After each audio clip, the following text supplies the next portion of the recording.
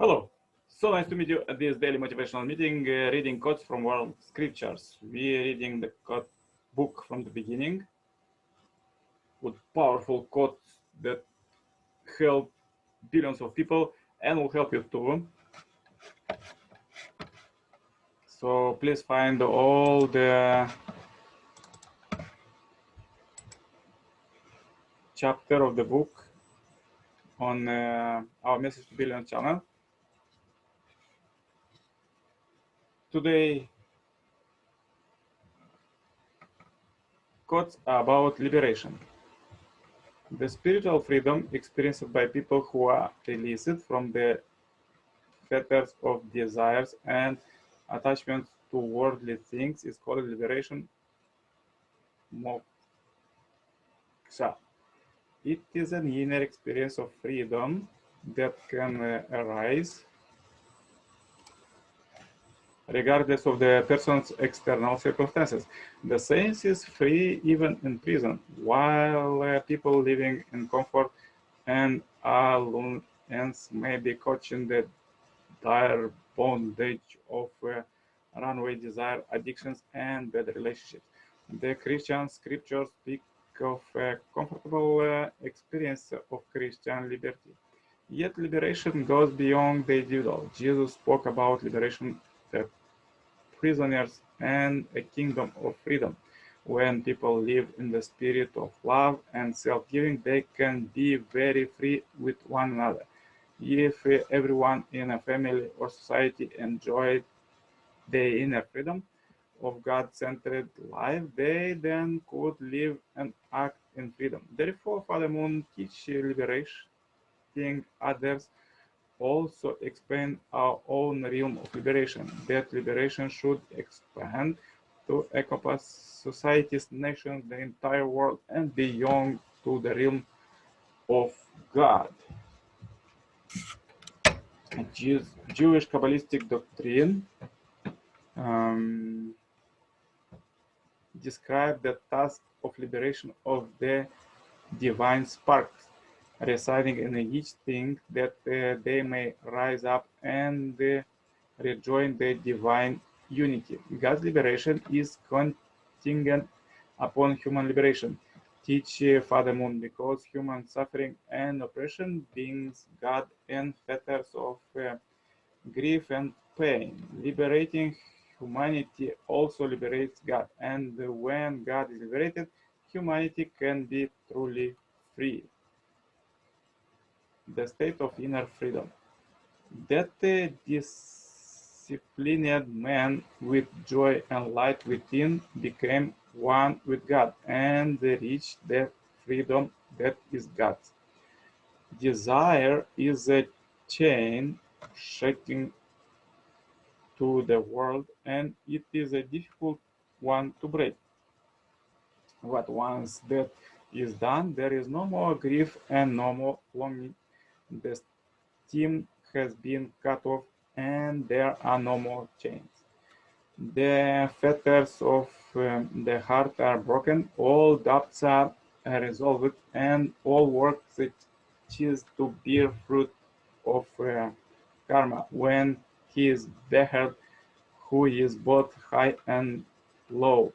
Yeah, happy he lives, the Brahmin set free, whom lusts defile not, who is pulled and loosed from bonds, who had all barriers burst, restraining his heart's pain.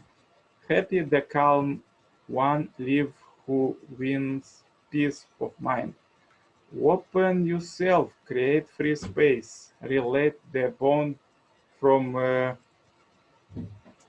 his bones, like a newborn child, free from the womb, be free to move on every path.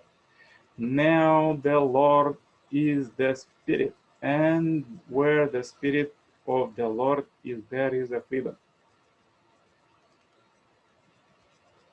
Immediately after attaining release from all karmas, the soul goes up to the end of the universe.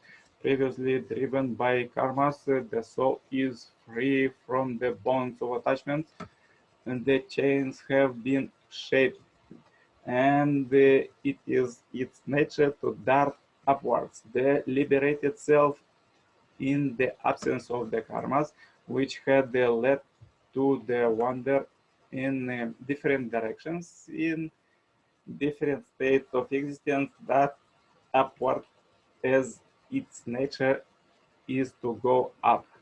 The wind blows where it will, and you hear the sound of it, but you do not know where it comes or where it goes. So it is with everyone who is born of the Spirit. He whose corruptions are destroyed, he who is not attached to food, he who has deliverance which is void and singless as his object, his path, like that of a bird in the air, cannot be traced. One that the Lord's commands and mind cherishes is truly to be called Jivan Mukha, liberated while living. To such a one are joy and sorrow alike.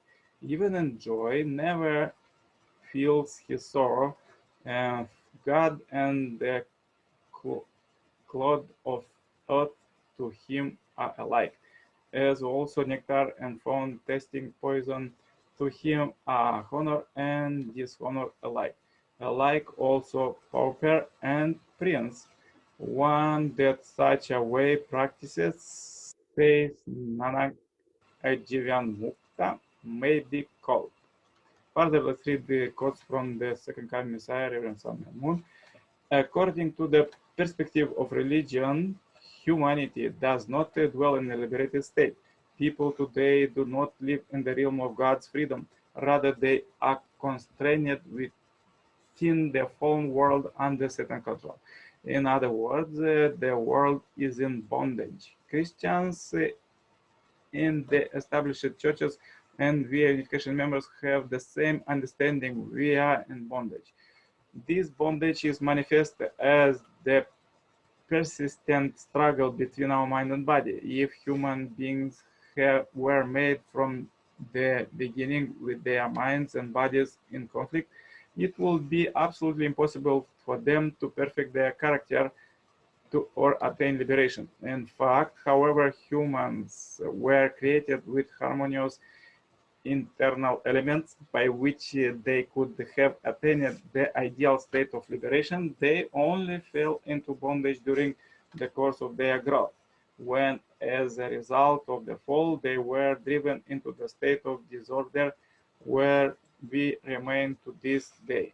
Therefore, it is entirely possible to be liberated from the bondage and attain the ideal state. What does it feel like to experience the being of God?